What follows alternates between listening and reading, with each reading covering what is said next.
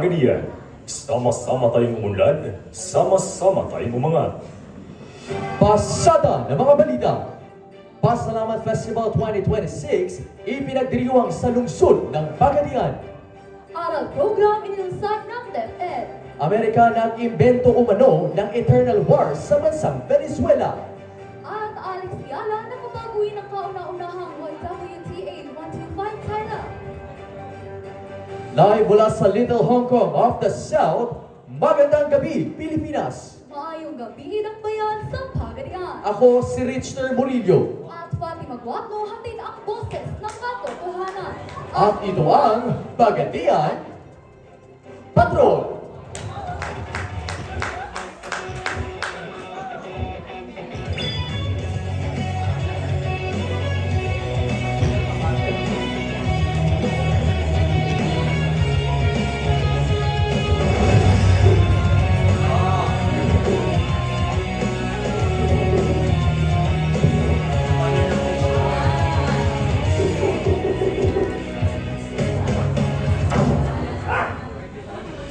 Pasalamat Festival 2026, matagumpay na inilunsad sa syudad ng Pagadian.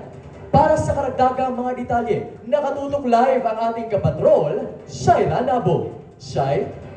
Walang palyas ang pasabog ng Pagadian City sa kanilang Pasalamat Festival 2026. Ngayong ika-18 ng Enero. Ang pasalamat ay may tema, Senyor Santo Niño, tinugdan sa paglaom, gugma sa pagbago. I welcome each and everyone to our Pasalamat 2026. Matagumpay ang lungsod sa kanilang inihandang mga kasiyahan, kabilang narito ang misa ng pasasalamat, fluvial parade, variety show, at hindi mawawala ang mga palaro katulad ng dart, motor cross, drag race, at hindi magpapahuli ang pinaka-inaabangang street dance. Shai, sa dami ng tao na dumalo, masasabi mo bang may sapat na seguridad na inahanda ang lungsod? Rich, maraming nakabang na mga pulis at ibang hired securities, kaya nakasisigurado tayong ligtas ang bawat isa. Maraming salamat, Shaira. Formal na ilunsad ng DepEd ang Academic Recovery at Accessible Learning o ARAL program.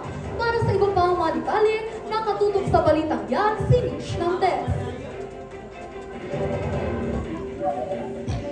Layunin ng ARAL program na tulunan ang crisis sa pagkapuno sa bansa. Layunin ng ARAL program na tulunan ang crisis sa pagkapuno sa bansa at palakasin ang mga pundasyong kasanayan ng mga mag-aaral. Alinsunod sa Public Act No. 1/2028, ang ARAL program ay magbibigay ng tutorial support sa mga mag-aaral mula kindergarten hanggang grade 10 sa pagbansa, matematika at agham upang maabot ang kasanayang inaasahan sa kanilang antas. Binigyang diin nito ang dedikasyon ng Pilipinas sa pagsulong ng mentalidad at edukasyon bilang isang excellent state. News Nantes, gabay ng sambayan ng Pilipino. President Maduro ng Venezuela, inakusahan ang Amerika ng pag-iimbento umano ng Eternal War. Para sa karagdagang mga detalye, nakatutok sa balitang yan si Jana Carriazo.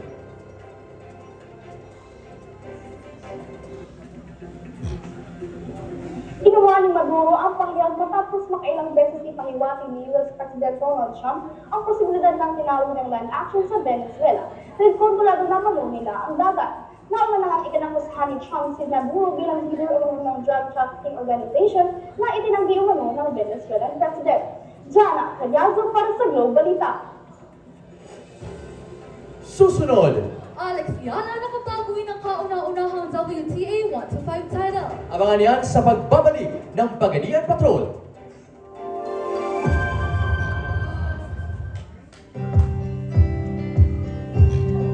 Ang ating lipunan, nagsisilbi bilang buhay, nagbibigay bukas na sa ating nakasalalay. Magtulungan, magkaisa, maging mas makaluluwa. Filipino Pride si Alex Yala nakabaguhin ang kampyonato na unang pagkakataon sa kasaysayan ng WTA 125 Tour. Para sa karagdagang mga detalye, Nakatutok ang ating ka-sports, Shaira Nabo. Panibagong marka na naman sa kasaysayan ang ginawa ng Filipino tennis ace na si Alex Ayala kasunod ng kanyang pagkapanalo sa Guadalajara 1-5 Open.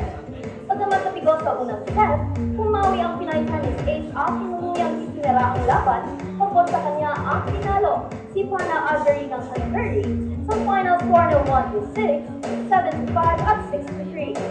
Sa mga sunod-sunod na tagumpay nito, pinatunayan ni Alex Ayala na kaya ng isang Pilipino na makipagsabayan at magtagumpay sa larangan. Mga kabalitaan, para sa iba pang mga updates, bisitahin lamang ang aming website sa www.pagadianpatrol.com.ph.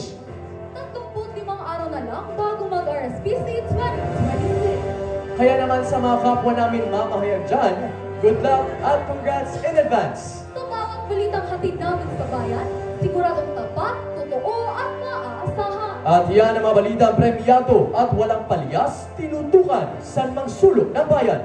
Muli ito si Richter Murillo, ang kaagapay ng sambayanan. At Fatima Guacno, ang pulso ng mamamayan. At ito ang Pagadian Patrol!